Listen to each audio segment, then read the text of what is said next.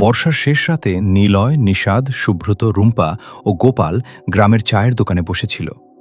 এমন সময় এক বৃদ্ধ মাঝি এসে কাঁপা গলায় বলল, শঙ্খদ্বীপে কেউ যেও না।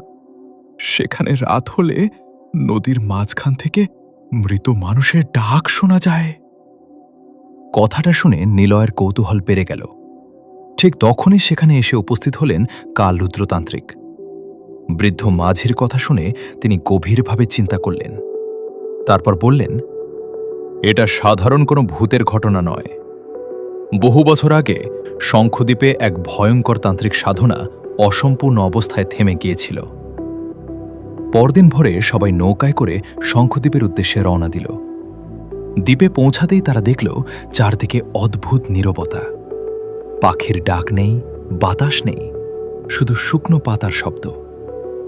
হঠাৎ রুম্পা দূরে একটি ভাঙা মন্দির দেখতে পেল। সবাই সেখানে পৌঁছে দেখল মন্দিরের দরজায় কালো ছাই দিয়ে আঁকা অদ্ভুত প্রতীক। কালরুদ্র তান্ত্রিক প্রতীকগুলো দেখে বললেন, এগুলো অশুভ শক্তিকে জাগিয়ে তোলার চিহ্ন। মন্দিরের ভেতরে ঢুকতেই দরজা প্রচণ্ড শব্দে বন্ধ হয়ে গেল। চারদিকে ঘন অন্ধকার।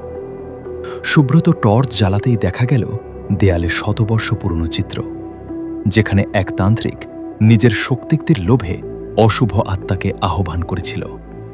এরপর শুরু হলো একের পর এক অলৌকিক ঘটনা।